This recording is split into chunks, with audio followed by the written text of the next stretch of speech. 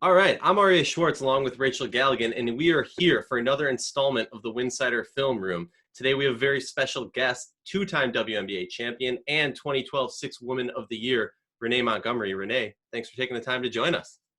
Oh, thank you for having me. This is different. I like different. Well, it was interesting because I'll tweet stuff out to try and pick the minds of WNBA fans, and I asked a tweet about who has some of the greatest IQ in the W, and it was really just me trying to get an idea of who the fans would like to see in regards to this show. And when you retweeted it, I was like, she's a perfect fit. We gotta bring her in. So No, I saw the tweet and I was like, that's a question that people don't really talk about in sports. But I think if you're a player, we all know like who the high IQ players are. It's talked about amongst players. Like, all right, be careful because if you make a mistake, she'll find it. But like, it's not really talked about for fans. So yeah, great concept. well, why don't I put you on the spot here? Name a player that when you think about basketball IQ really jumps out, and you can't name yourself. that wouldn't have been, that would have never been my answer. I would say obviously you got to go with point guard. So I think in point guard terms, I would say a Sue Bird. I think a Becky Hammond was very crafty, in the sense of her IQ was smart because she used her body and her craftiness to get to the basket and score. Um, who else? And again, I'm biased, so I'm literally only thinking point guards. I think Avery Latta was up there with a high basketball IQ. Good one. She made yeah, she would I would be like on her and I would notice that if I make a mistake, she did the right read every time. So I'm like, dang, okay, I gotta like be on my P's and Q's with her. So just that would be three to name off the top of my head. Well, awesome. Yeah, Ivory's one of those players. When I moved to DC, I was super ecstatic to start seeing her live a lot more. And she's also one of those players that, I don't know if you saw this tweet, I find it very sad that a lot of really good and middle of the pack WNBA players don't get the send off that they deserve. You know, she kind of just rode off into the sunset without the attention, the notoriety, the tweets from the league and a variety of other people congratulating her on a really good career. And we Yeah, gotta and change it's that. difficult. And it's difficult because a lot of times with WNBA players, we don't necessarily announce that we're retiring, because sometimes our retirement isn't a choice. So, and that's for NBA as well. So I don't know what her scenario was. I didn't necessarily know she's retired too, because with WNBA, it's like you could not be playing in the WNBA but be playing overseas. So there's always that limbo with players where they could very well still be playing. You just don't know. Yeah, no, definitely. In fact, maybe I should step back. I don't know if she is officially retired yet. She Yeah, might. see, that's the thing. I don't ever want to retire somebody be like, yeah, happy retirement and congrats. And they be like, oh, boo, I'm not retired. So I don't like, yeah, I'm not congratulating nobody on the retirement. We just seen Mike come back 3 different times, not doing it. No. Good point. I mean, it's the same thing with what Kara Lawson too. I mean, she's out here coaching in the NBA, still hasn't officially retired. So we might have a comeback from good old Kara Lawson as well. You never know. Listen, and speaking of IQs, I play with her as well. Now hers is off the charts, and she's one of those people that obviously she's a student of the game while she's coaching in the NBA. But I should say that's a big reason why. But I mean, she's one of those ones. If she make a mistake, yeah, she'll pick you apart. And I didn't know, and it's again the same. I didn't know she retired either. Like I didn't know the moment it happened enough to say like congrats. I knew she was coaching and doing commentating, but again, it's just not like an official announcement. So how do you know? Yeah, we got to figure out a way to change it. I don't know how we can, but let's get into the X's and O's. All Rachel, right, let's take it go. away. Yeah, we're really excited you're here. This is a new installment. We were really trying to just kind of do something different. As you said, you jumped on here talking about doing something different, and you talked about being a student of the game. Fans and everyday supporters of the league don't understand how much goes into the film study, the reads, the things that you guys have been trained to do your entire life. And we can't obviously cover all of that. We'd be here forever, but definitely excited to get you in here. You know, you've got what, 10 years of WNBA experience now? Oh yeah, I think I just finished my 11th actually. 11? Yeah.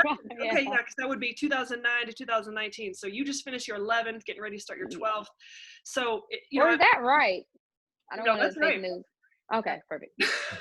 She's our math expert. No, I mean, I really think that you're entering your 11th, whatever. Regardless, you have a ton of experience in the league. You've played at a lot of different places. You played with a lot of different phenomenal players. And you as a point guard, you know, we talk about that IQ. You're going to enlighten me. You're going to enlighten him. Just excited to pick your brain. We're going to go through a little bit of a film study, show you some of your assists, some of your defense, some of your shots, and just kind of break it down for us.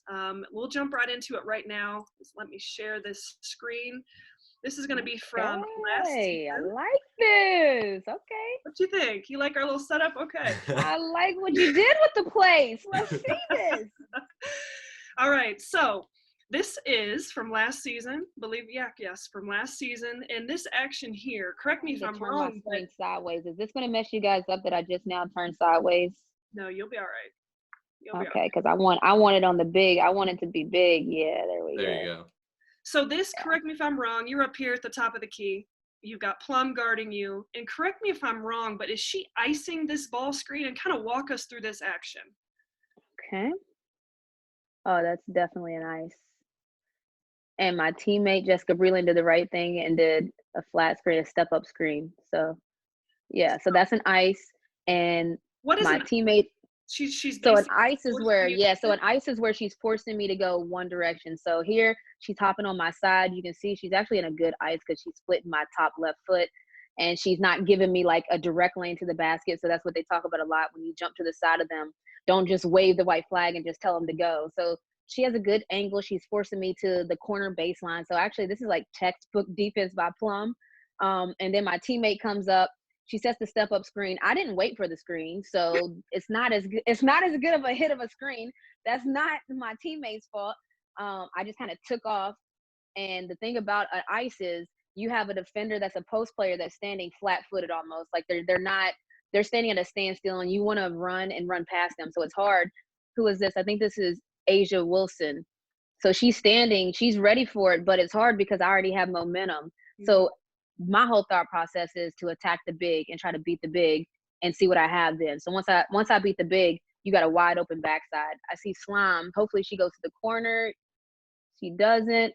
But okay, but if Slime went to the corner, I was looking, my first thought process is if I beat the big, I'm going to the corner. So if her defender helps, I'll hit Slime, which is Brittany Sykes in the corner. If her defender doesn't help, you take it.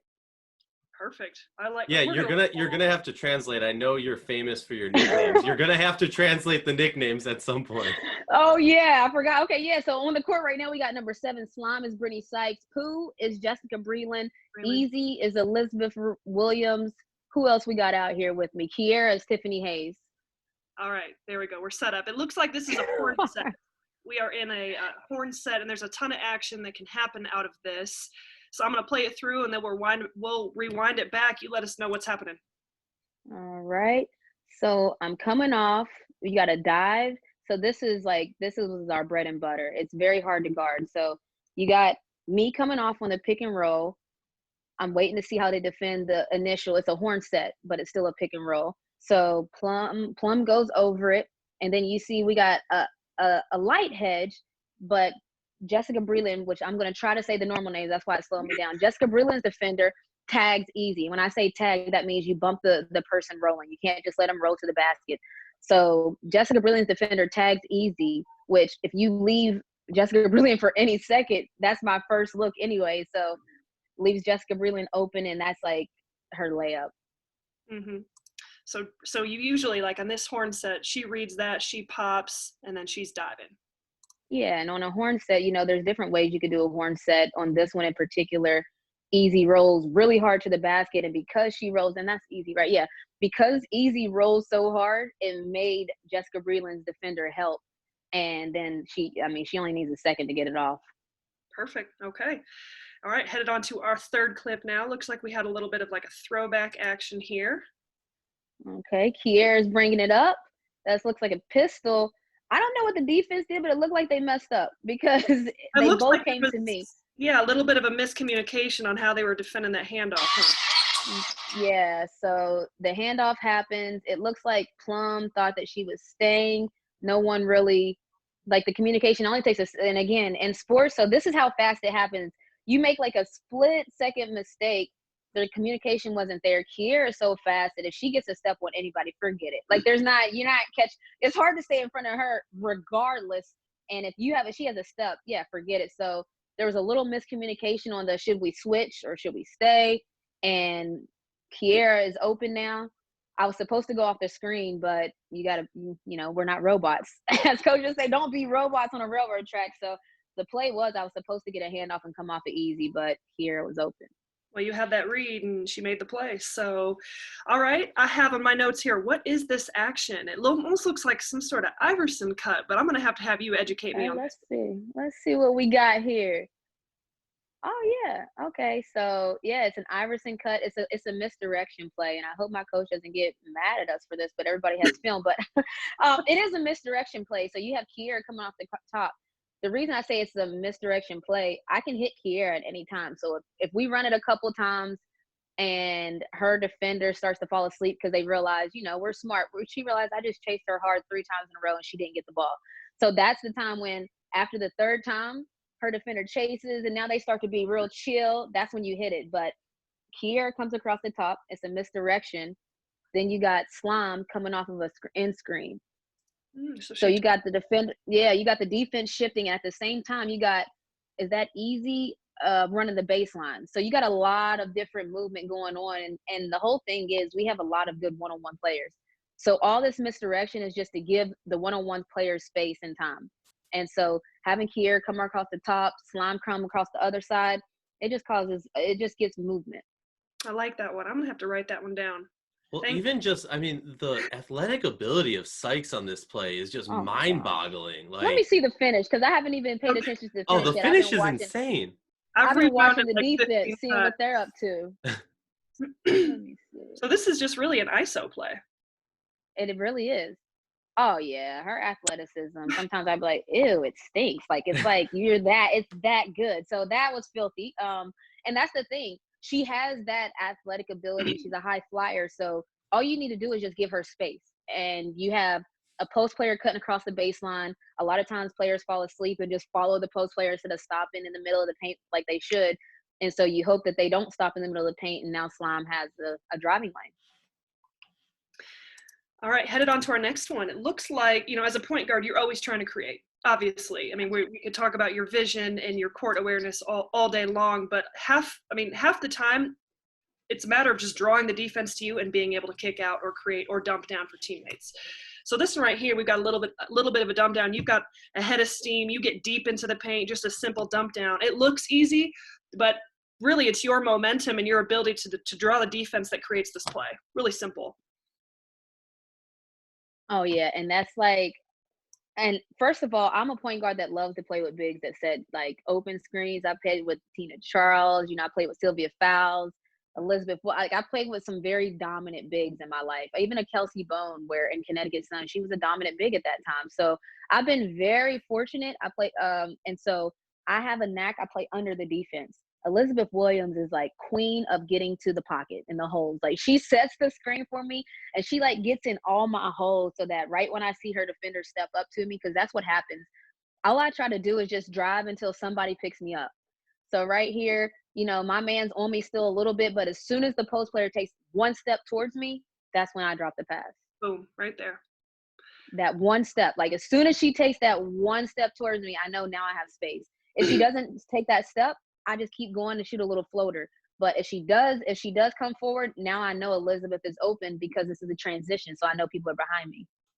Perfect. And transition is one of your strengths. I mean, I've been watching you for a very long time, and your ability, coming off the bench, whatever it is, your ability to set the pace. And we're going to talk about this when we get to defense a little bit, but you set the pace on both sides of the ball. Can you talk a little bit about what your mindset is when you do that? Yeah. So for me, I try to be pick and choosy. I try to be smart about how I use my energy. You can set the pace by dribbling it, or you can set the pace by throwing it up. I love when the post players run and we can just throw it up and hit them in stride. And I don't even have to pass half court. It's like give them an air 5. Amazing. That's like best case scenario for me. Otherwise, it's get out and go. And I love brush screens in the open court because then it's all up to just reading, and it's so much harder for a defender to guard at full speed. So that's like I love, because then you just wait on the mistake. Moving right along, we are in our 6th clip, and I have this one labeled as hell of a pass. So let's just.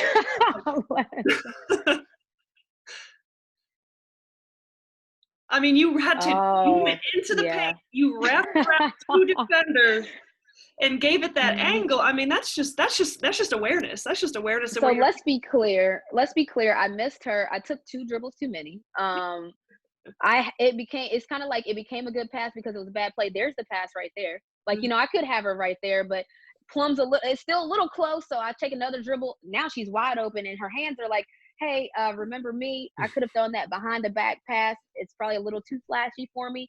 So now I'm trying to like, let me get to an angle. I know she's open at this point. Like, I know she's open because her defender is guarding me. So now I'm just trying to figure out how I can get the ball to her. So really that pass became a good pass in a sense because I was a day late and a dollar short. I was so late that the other defender from the other post player comes over to guard her and contest the shot because her man is still on me. That's how late I was. But, you know, when you're playing with good players, she makes it seem like, oh, yeah, just like we drew it up. I mean, here's my question, though. Is this lazy defense? Is this a breakdown on Vegas's end or? I mean, not really. I think most times, more than not, you expect a guard to be able to beat a post player off the dribble. So if we're coming off of pick and rolls and you're attacking the big, you're supposed to get low and try to get into their legs and get to the baseline. So that's not really bad defense. At a certain point, I think Plum has to just release and snap back and guard Pooh because her man is all the way now at the block. So either you're going to trap me and make it hard to where I can't pass it, or somebody has to snap back. You talk a lot, you know, you hear coaches talk about great extra pass. Talk us through this. This is in my opinion, a great play of you just committing an extra pass and understanding of what's a good shot versus what's a great shot. You have a great shot fake here. You decide to give it that extra pass. Beautiful basketball. You easily could have taken that shot for yourself, but what in your mind is it just a better, you know, kind of walk us through that decision making. Yeah. So for me, like I'm always thinking pass first. That's half the problem.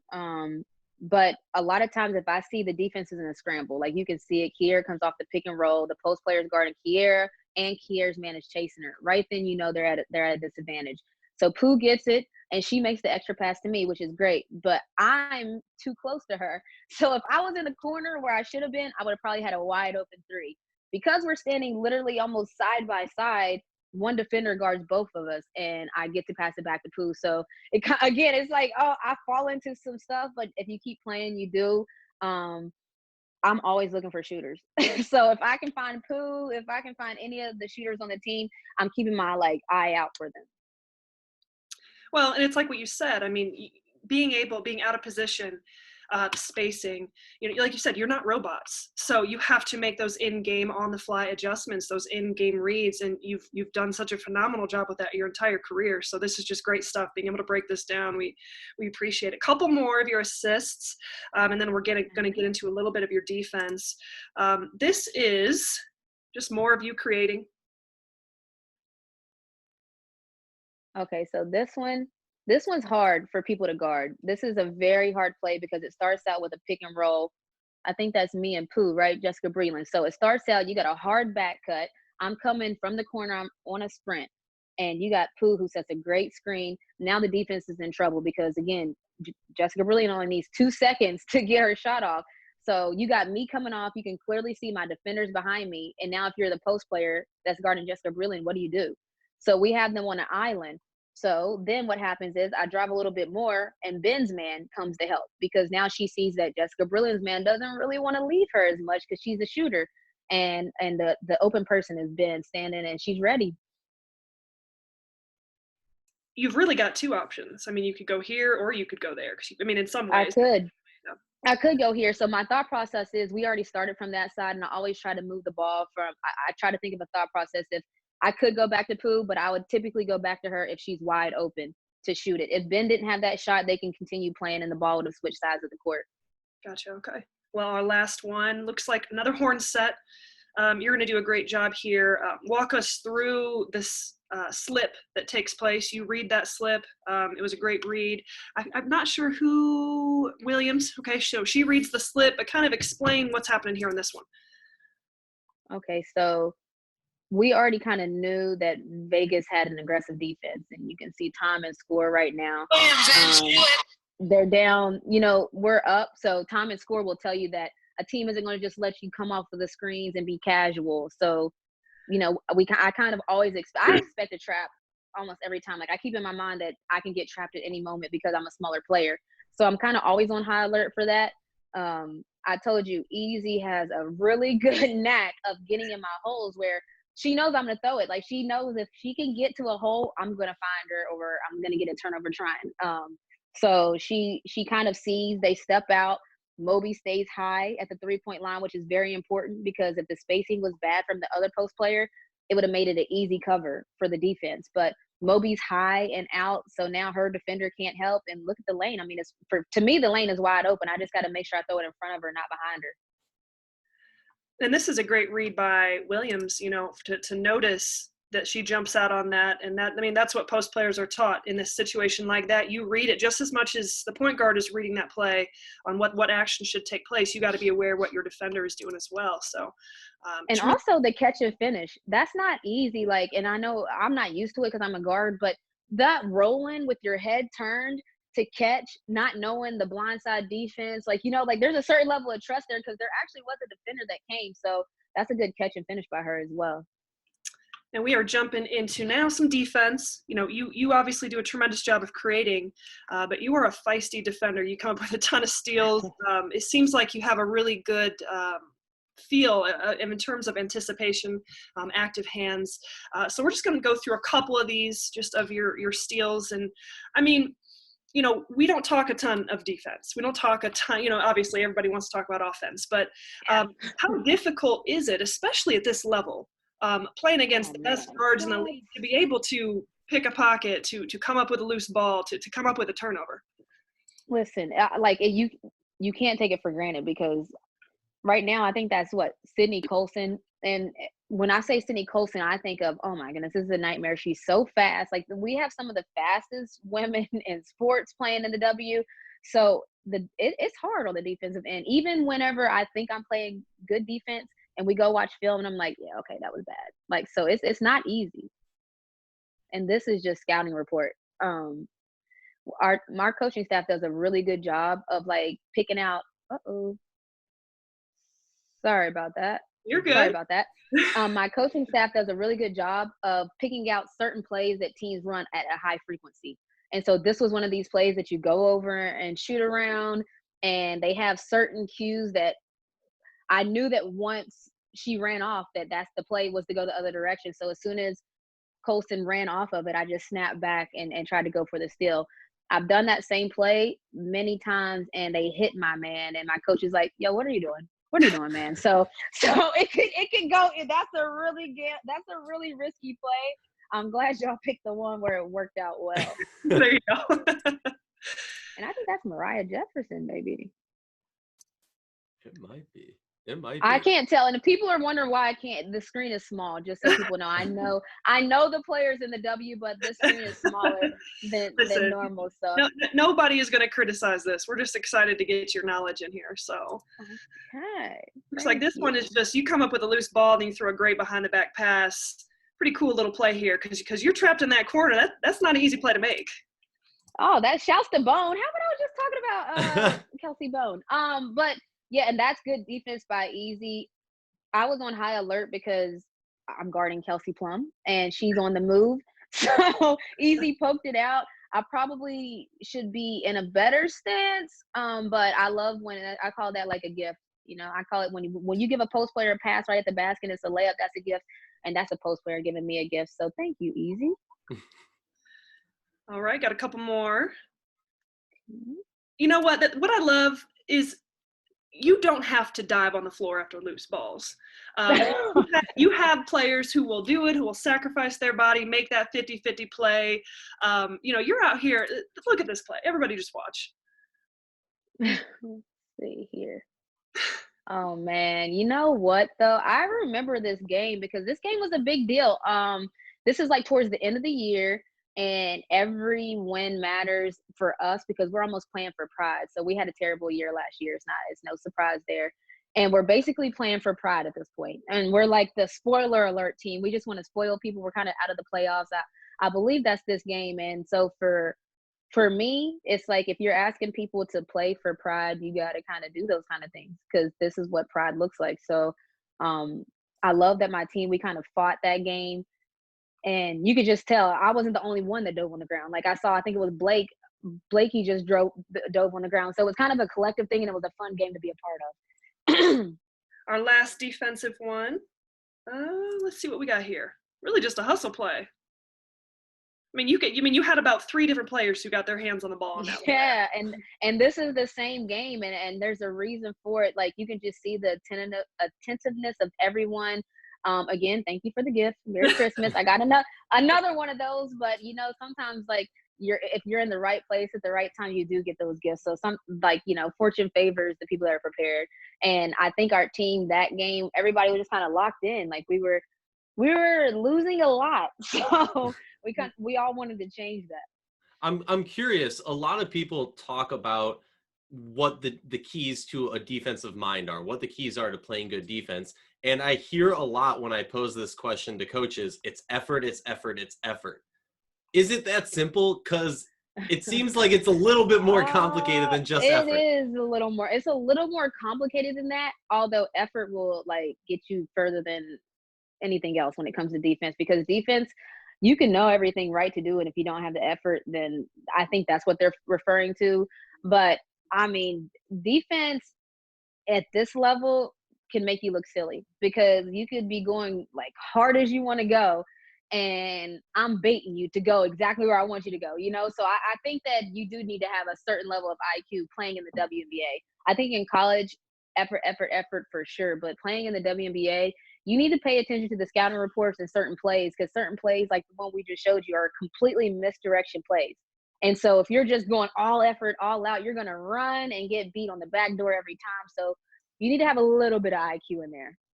I want to ask you, I mean, it's been a minute since you were in college, but, people talk about the scouting reports and the preparation at the collegiate level. There are some teams that run just countless plays. When you get to the WNBA, it's more about the actions, right? Because you've got the Right. IQs of the best women in the world. So how is it different from a collegiate preparation, game planning standpoint, defensive game plan standpoint to like the collegiate level or the professional level? And how much time do you spend going over these actions? Yeah, so it's different because at the collegiate level, the scouting reports are simpler in a way because you might have 2 players that are the main Janes, and you talk about those 2 players' tendencies, you talk about some of their favorite plays, and then if you can stop some of those 2 players' plays, then you might be successful. In the pros, it don't work like that. When you do a scouting report, players 1 through 12, all Americans probably in their own right in college, and 1 through 12, when they get in the game, they can get a bucket. And so the worst part about it is that in the WNBA, you can't just read the scouting report for the starting 5, because when the bench comes in and gives you a whole run and goes on a 12-0 run on you, that's a problem. So I think the difference in the pros is that night in and night out, you got a lot to know, because night in and night out, you're playing against good talent. All right, enough about the defense. Let's get to the fun stuff in terms of offense. Okay. You have been known as a tremendous 3-point shooter. You've shot like 35% for your career, which is, I think, really, really phenomenal. But we're going to watch a couple just of your attempts or makes here. And the level of difficulty of these shots are just so impressive to me. And I just kind of want you just to talk about the evolution of your game offensively. I mean, we all know you can score it a lot of different ways. You have had to, at times, take on the role of being a go-to scorer. At other times, you weren't that go-to scorer. And that's a question Right. I want to get into after the film study throughout your career. But from an offensive standpoint, how has your game evolved? I think when I was younger, I was probably what we just talked about, like the effort in a sense that I almost could have been working backwards in a sense. Like there was an easier way to do that. Right there, that's a play. It's a design play where I come off of a double screen. I cut to the baseline. Now they close the elevator there. I can either go around and make it a double screen. And so when I say that, that's Pooh down there, I could go under Pooh and come off of 2 screens, or I could just go in between them. So they kind of read me. If I run in between them, they got to close the elevator. If I go around them, they set it like a stagger screen. That time I went in between plumb shot the gap, and it left me a hole behind it to shoot. Well, and I think like your average everyday person doesn't understand how difficult it is for you running the direction you're going to get your body rotated enough. Now, I know you've done this your whole career, but you know how difficult it is to run through this, get your body rotated as far as you have to rotate it here to get your feet set. I mean, this is a tough shot. This is footwork. This is like literally footwork drills. It's the left, right, 1, 2, step into your shot. So if every drill you're doing, you make sure you get your footwork proper. I think that's that's half of the shooting battle. Like if I get my footwork right and I'm coming off in rhythm, that helps me come off and get my shot right. If I'm coming off and my footwork isn't correct, like I'm thinking about everything going up into my shot. So yeah, I'm like big on footwork.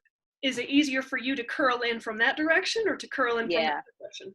Yeah. Yeah. And typically right-handed shooters, I would think that most of our answers would be we want to curl left, right into our shot and not right, left, just because we're right-handed, and that's just a natural thing in mechanics.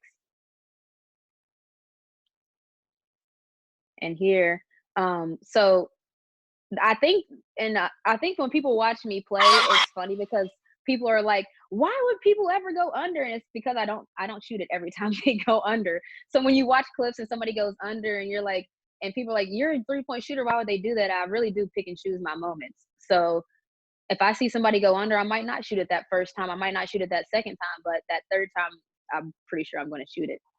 You talk about going under. I mean, here's another one here. I mean, yeah, and going under is literally, I mean, and it doesn't matter how short of a place it's going under is going under. And we have our coach, I call him Blue, but his name is Mike.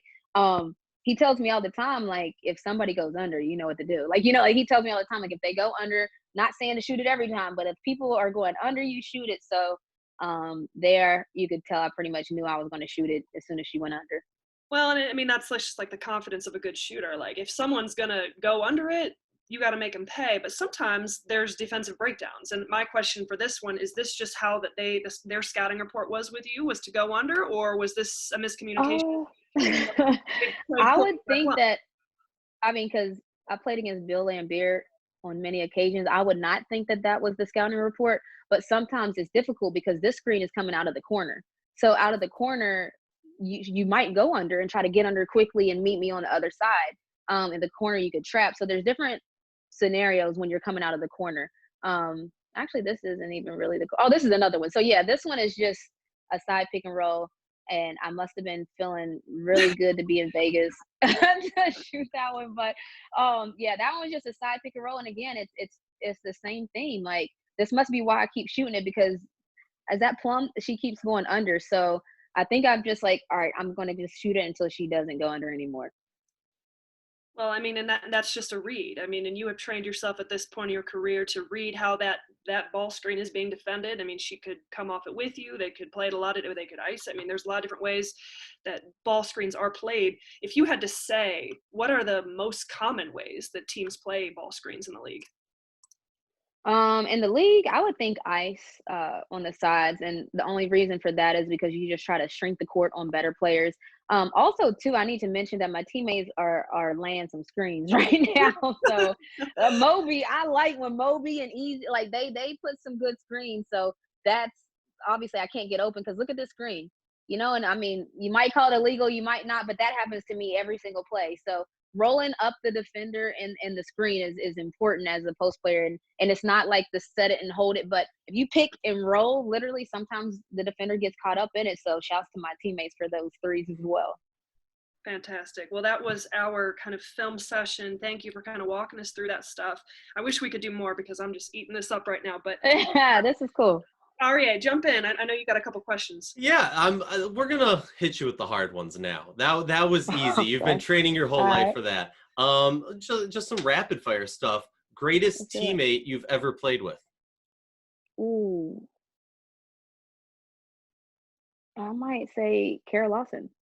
Oh. And I would say she was the greatest teammate I ever played with because she was just always calculated in a sense that she's like, all right, we're 3 games out. All we have to do with our schedule is win this game. These are winnable games. So she kind of taught me how to think and prepare in a sense of like further. So I always just think like, I'm going out there to win every game. You know, that would be my thought process. But K-Law, you know, just how she prepared and how she prepped and planned out the games, and not saying she was planning to lose some games, but she was just like, yeah, we're only 3 games out and we're playing XYZ and we can do it here. And if we can steal this one. So I just loved her thought process. So you clearly were not shocked when she became a coach. No, oh my gosh, she was my coach, you know, and it was like, it was really awesome because I had Coach Tebow as the head coach. K-Law was like the other point guard, and at that time we were both playing together. So we were like tag team tandem point guards, and it was really cool. To touch on that real quickly, I mean, you've been coached by some of the greatest coaches of women's basketball history. Talk to me what it's like to go from somebody, I'm not trying to show shade at Nikki, but like from somebody who, you know, you went from these coaches who have so much experience, have been in the head coaching position for so long, to now joining somebody who's kind of fresh on it. Yeah. You know, it's different because I think every coach you go to, there's so many different styles, drills that they love. I've been very blessed. I played for literally the best of the best. It is not even a debate. When you have like a coach Aryeh, a coach Tebow, Mike Tebow, Coach Cheryl Reeve, you know what I mean? Like these are Olympian coaches. Coach Tebow is going to go down as one of the greatest coaches ever. And obviously Coach Aryeh is a legend. So having that base of knowledge, I always try not to though come in and put whatever one coach told on me to the next one. So different coaches have different philosophies. So coming in, I really try to just keep an open mind because I mean, Coach Nikki's there for a reason. So she was really good about, she knew she was new. You know, she knew she was new to the league. She knew she was new to the head coach. So she would ask me different things like, what do you think about this? What do you guys think about that? Find out what the team thinks. So there's a beauty to a younger coach too, because not that the coaches that are established don't ask your opinion, but like she was very active in seeking out like opinions of just things like, do y'all want to wear sweats today? You know, like we're like, yes. I've got one. What is the most memorable team throughout your entire career that you have been a part of? I mean, guys, we're talking about a 2-time WNBA champion, and we're talking about at UConn. So, I mean, this is a tough question. This is a tough question, and my answer is probably going to be crazy. I would say my AAU team. My AAU team, yeah, that's gonna be. Because so I say that because my AAU team had Candace Parker, Alexis Hornbuckle, Tasha Humphreys, and I think there was one more person, Marcella Packard. So my AAU team was the most memorable to me because when we were getting together and starting to play West Virginia Tornadoes, first of all, everybody's like, who are they and what? You know what I mean? And for me, it was everything because that's what put me on the map. That's how I got seen by UConn. And then, UConn was how I got to the pros. So I would say my AAU team because we were stacked. We started to be stacked. And since we were stacked, we started playing against the heavy hitter teams. And we were playing against the Philly Bells, the West Coast Angels, or whatever they were called. But you know what I mean? And it started to be where now we were the it team to watch. And that was fun for me because now I have the attention of the coaches. I just want to ask one follow-up to that because you're naming these amazing historic players on your roster.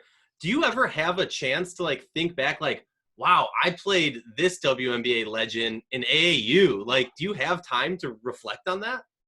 Yeah, so it's crazy because Candace Parker literally just sent me the photo, I would say a month ago, and she was just like Throwback Thursday, right? And I'm like, yo, that's crazy because what was even crazier about that group, so I was the point guard, Candace started at center, but that group, I ended up going to UConn, Tasha Humphreys went to UGA, and Alexis Hornbuckle and Candace Parker both went to Tennessee. So that nucleus ended up we all were playing together, and then it was crazy to watch the careers blossom out.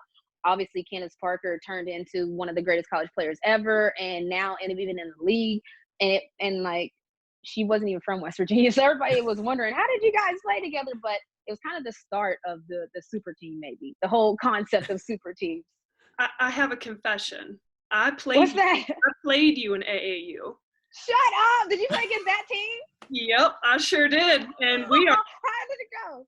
I don't want to talk about it. I don't want to talk about it. What? That's crazy. I don't like that. I don't know if it was, where were we? I don't know if it was DC or if we were in Chicago. I mean, I've been to so many AAU tournaments through all the years, and I work in them now. So, but I remember it was a morning game, and I didn't even look down, right? I didn't even look down, and my teammate walks up, and she's like, and she's got this look on her face, and I'm like, what? And she's like, look down there. And I was, because you know, like when you're young, like you don't pay attention to who you're playing. You kind of just show up. At least I did. And I looked down, and I was like, I mean, I was just like I had to turn into a ghost because I saw Candace Parker, and I've never seen, whatever. So the rest was history. I don't even remember. Yeah. Quickly block that game out of my memory. I think we got beat by about 45. I don't know, but yeah, fun fact. Yeah, and that is a fun fact. But at that time, and people don't know that because now when they look at the photo in hindsight, they're like, oh wow. At that time, I wasn't really like people didn't really know who I was. I was like the little player playing with. Because at that time, Alexis Hornbuckle, if you remember, she was the #1 player in the nation for a long time. And then Candace Parker became the #1 player in the nation. So it was 2 number ones on our team. Like we had like the #1 and 2, and they were like, and they have a point guard that's kind of fast. Like, so for me, that team was everything because I got to get in front of those eyes and those coaches that wanted to see Alexis in them. Absolutely. That's crazy. When I say overseas stories, what comes to mind for you? We've heard the craziness of Suber and Diana Taurasi, but all you players have crazy stories. We might need to have a whole episode just for that, but pick a couple out for us because we want to share more of these stories as well. Oh man. So I'll share my first story. Then my first thing that pops in my mind is where my parents came over to Russia. So I played in Russia for a number of years, like many players. And I love Russia personally because the thing I love about Russia is they treat you like a rock star and they usually pay you on time. So for me, that's kind of all I need in a sense that my house is nice and clean and I get my money. So I brought my parents overseas every year. And this year they came, and when they came, the team had put up like posters all over the city. I mean, like billboards all over the city of me. And so I thought that was just like, that stays in my mind all the time because I didn't even know that was going to happen. So when my parents got there, we're driving from the airport, we're like looking around and I'm like, what in the world? Like, so shouts to Vologda, Shevakata, because they had billboards of me up it's a smaller city too, by the way. But for them to do that, that's in memory. And then there's obviously the crazy memories where I had a team that didn't really want to pay me. So then I had to go to another country because I was scared that they had paid me. And then I was scared that they were going to try to take my money because they paid cash. And people don't know, but sometimes you'll just get like an envelope full of like thousands of dollars. And it's like, okay, I don't like this. I feel uncomfortable. Like, and then and it's like the afternoon and you can't put the money in the bank till the next day. So the whole night you're like holding your money and you're scared. Like, so I was like, that was like me for a while. This wasn't in Russia. But that was me one time because my team was like mad. We were on a losing streak and they didn't think I deserved the money because overseas they think if you don't win, you don't deserve your money. Sometimes. And so I was just like a nervous wreck. And then long story short, so I had left with my money. And then I came back and I could tell that somebody had been in my apartment. So this overseas can be crazy. Man. Yeah. Yeah. Well, we don't want to keep you much longer. I would love to hear more of your stories. A ton of them, but I had one big question, just kind of about your career, your WNBA career in general. I think, and it's going to lead into kind of a message to the next generation of players, because to me, I look at your career and you have played at the highest levels, you've won championships, you've been a starter, you've had to come off the bench. To me, you're the type of player who, you know that you're an all-star, you know that you can do these things, but you also have just learned to really accept a role. And that role has evolved over time with you went from 1 year starting every game to then the next year you didn't start at all. And now the last 2 years at Atlanta, you've been a starter for every game the last 2 years. And I think this, the next generation of girls and leaders and great players, I think a lot of people would say they accept their role and they understand their role. And I'm sure it was difficult for you at times. What? Yeah. So I mean, just talk us through your career and learning to accept your role and playing different roles. So I'll start with the time you talked about. So I think it was 2012. In 2012, I was an all-star. So I started every game. Like I told you, me and Kay Law, we were in the backcourt, we were rolling. And so in the off season, Coach Tebow was like, "Hey, I want to talk to you. Come to West Virginia and everything. Like, this is a big deal." I'm like, "Whoa, what's going on?" Long story short, he was like, "Look, for our team to be successful, we need some firepower off the bench. And basically, you're the only starter that I know would even be able to excel at that role in a sense of like ego and stuff." So I was like, man, I felt like I was kind of getting penalized for having a good attitude in a sense. I'm like, okay, so now I'm coming off the bench because he knows that I'm just gonna like be positive about it and have a good attitude. So that was tough because it was almost like I'm getting penalized for it. Then that very next year in 2013, I ended up being Sixth Woman of the Year. So that was kind of like nice for me. But a lot of people were just like, duh, you were just all-star. It was kind of like, it wasn't even like a, yeah, you did it, Renee. It was kind of like you were an all-star last year. You got Sixth Woman of the Year this year. Whoa. So for me, it was a big deal because it's not easy as a young player to basically be benched, because as a young player, your whole thought process is, I want to score, I want to do this, I want to do that. But I think that was a pivotal part of my career because I started to realize that like it doesn't really matter. Like all the stuff that you worry about when you're young, it doesn't matter. And I was watching something Swing Cash said where I'm of the older era, like winning was everything to me. So I know that like that's not necessarily the most flashy thing, but like if we win and I had 0 points, like I'm hyped, like I'm turned. If we lose and I have 30 points, like don't talk to me. So that's just kind of how I function. So when we were winning and doing well, that was what was most important to me. It ended up being that became my moneymaker in the sense that I was a player that you could just plug and play. Like you could put her as a starter and it works. You could put her as off the bench and it works. In Minnesota, Coach Reeve made my role more defensive, and that was never really like something that people had to think about when it came to me, in a sense of they knew I had like good hands and quick, but like when I got to Minnesota, I was challenged to be this defender for them because they already had every type of scoring you could ever need. And Amaya Moore, Simone Augustus, Sylvia Fowles. And even now with the Atlanta Dream, I came from being on the bench in Minnesota, so I'm starting here in the Atlanta Dream. And to me, like it's nice being a starter, but honestly, I don't know. I'm just different in the sense that I just try to win. Like I don't really, all the other stuff now doesn't really mean much. I just like, so they call me like granny and like chill. Like they do because like I just I'm like, I don't really like drama. You're never going to find me in drama or anything because it's not that serious. Like as long as we win, that's all I want. What advice would you give to the next generation, to the grassroots level players who, the point guards, the next leaders, because as a former coach myself, obviously you're phenomenal, and being able to hear your mentality is just a breath of fresh air because it's not all about you. What bit it didn't come easy. Yeah. What bit of advice would you give to them though about having? I would say take care of the game. Like I was a student of the game, so I took pride in when I went out on the court. I took pride in how I studied, prepared for the game. And I see that sometimes that can be lost now in a sense of people just want to, while it's cool that we can get more athletic as women and dunk and run and dunk and jump higher, still take care of the game, still work on your skill set, still be able to shoot, still have mechanics, footwork. I think that's something that like we're going away from in a sense of we're getting more athletic, but now that we're getting more athletic, let's let the skill set come along with that. So I don't know. And I also think like as players, we worry about everything.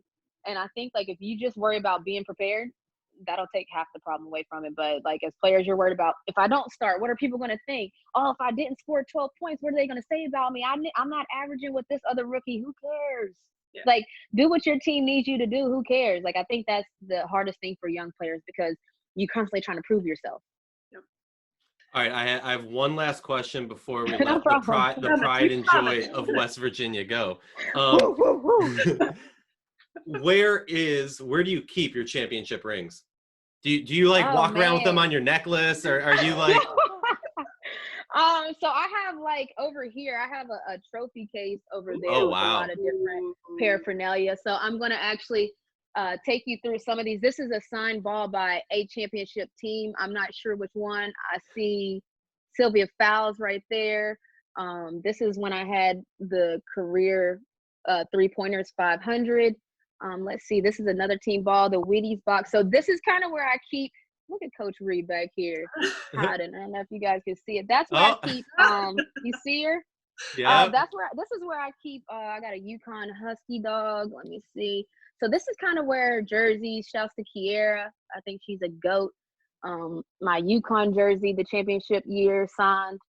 Nice. Some Final Four stuff, as you can see. So yeah, I keep my memorabilia on deck, but I'm not really one of the ones that want to wear it and stuff. I'm scared of something happening to it. I don't blame you. Yeah. I worked hard for them rings. Yeah. I know you got who is it? Kraft. He's auctioning off his Super Bowl 51 ring. I ain't got it like that. Okay. Nope. Yeah, you got to have like 8 of them before you can start auctioning them. Exactly. Well, Renee, thank you so much for giving us your time and for educating all of us more on the game, and just hearing your infectious personality is just a breath of fresh air. Thank you so much for coming on. We definitely appreciate it. Thank you for having me. This was fun. I like this, you guys. This is nice. Well, you said that, so now we're going to have you on again sometime. So I'm down. Maybe have me do some bad clips. So like you had a session of the good stuff, and then have like a session like where I'm in the hot seat now, and it's like all my bad clips. the blooper reel. Make her sweat. Yeah. Yeah, I like that. All right. Well, I'll be ready if you guys want me back. Hey, we appreciate you. Have a great day and stay safe. All right. Thanks, guys.